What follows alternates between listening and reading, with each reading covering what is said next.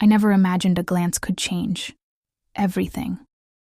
But the first time I saw Jordan, something shifted. I was in the break room at work, refilling my coffee, and there he was leaning casually against the counter, making everyone laugh. His voice was warm, his confidence effortless. I didn't think much of it at the time. I went back to my desk, returned to my spreadsheet, and went home to Alex. Like I always did, Alex. And I had been married for 6 years.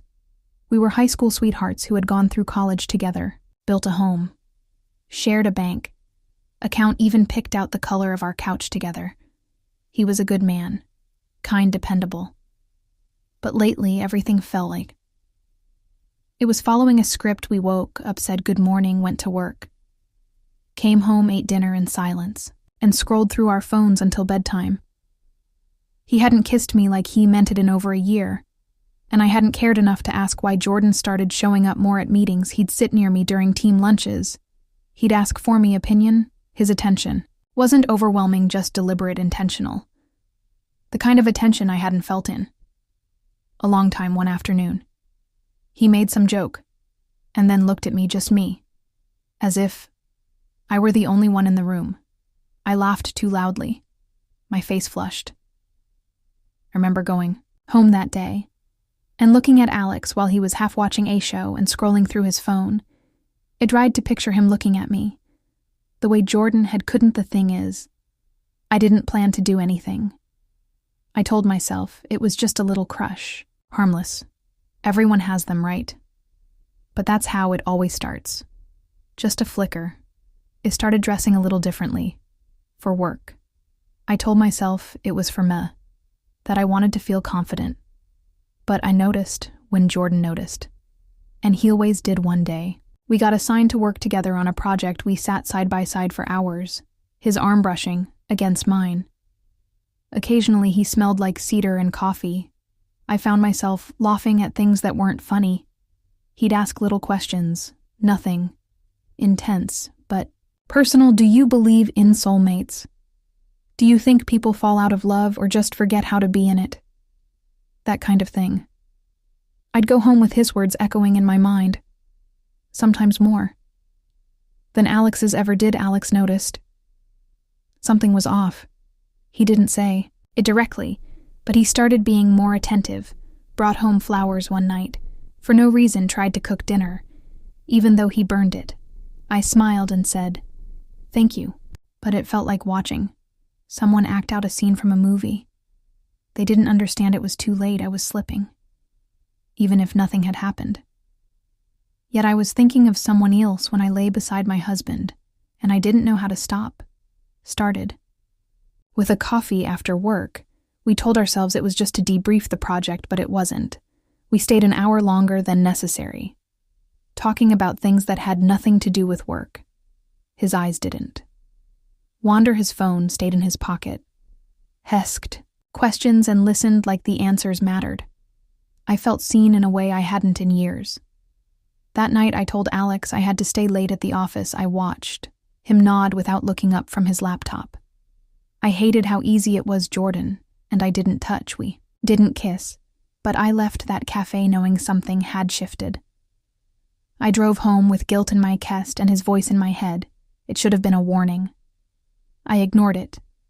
The messages started soon after. Nothing inappropriate at first, memes, jokes, updates about work, but slowly they changed. Compliments slipped in.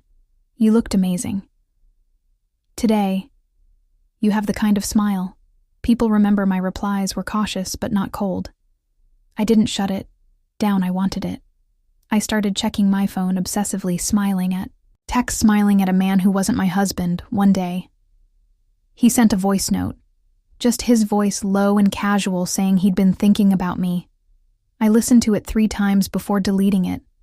I lay awake that night beside Alex, who was snoring softly, and wondered when I'd stopped missing him. I used to crave his touch. Now I avoided it. I wasn't cheating. I told myself it wasn't physical, but I was lying every time I laughed at Jordan's messages and hid them. Every time I looked forward to our meetings more than going home, I was cheating in every way that counted. Jordan started pushing boundaries. He'd stand closer, let his hand brush mine, just long enough to feel electric. One day he leaned in and whispered, "You know we're not just friends, right?" I didn't respond. I didn't pull away either. I just stood, their heart-racing breath shallow, hating how much I wanted more. I stopped telling Alex things. He'd ask how work was. I'd say fine. We stopped touching, stopped talking. I blamed stress. He believed me, or maybe he didn't. Maybe he just didn't want to know. Then Jordan said something that shook me. If you weren't married, we'd already be together. I didn't correct him. I didn't tell him he was wrong because he wasn't. I started imagining a different life, one where I didn't have to lie, where passion wasn't something I had to remember, but something I lived in. I knew it was dangerous. I also knew I wasn't going to stop. Not yet, maybe not ever. Alex was out of town visiting his parents. He'd asked if I wanted to come, but I said I had too much work. He kissed my forehead and said he'd miss me. I nodded and shut the door. Behind him an hour later, I texted Jordan. He didn't hesitate, said he'd be there in 20 minutes. I cleaned up, though. I didn't know why. Maybe to feel like I had control, like I could make the chaos neat. My hands were shaking, but I didn't stop. I told myself 100 things in those minutes that I wasn't really going to let it happen, that it was just foreclosure, that I needed to know what this tension actually meant. The second he walked in, every excuse disappeared. He looked at me like I was already his, and I let him. I let everything happen. I wanted it, and I hated that I wanted it, and I didn't stop it, not once. It wasn't romantic, it was fast, reckless, desperate, and afterward I felt nothing but empty. I got up without a word. Jordan sat there smiling, thinking. It meant something. He said we finally stopped pretending, but I couldn't even look at him later. Alone, I stared at my reflection and didn't recognize who I was. I had crossed every line. Not just physically. I had betrayed the one person who had trusted me with his whole heart, and for what a moment that didn't even make me feel alive. Just exposed. Alex called that evening, said he couldn't sleep without me next. To him, his voice cracked, could barely speak. Guilt was clawing at my throat. I told him I was tired and hung up fast the next morning. Jordan texted like nothing had changed. He sent a picture of coffee and said, "Wish you were here." I didn't respond, couldn't. I didn't want to veneer him. The idea of pretending this was anything more than a colossal mistake made my skin crawl.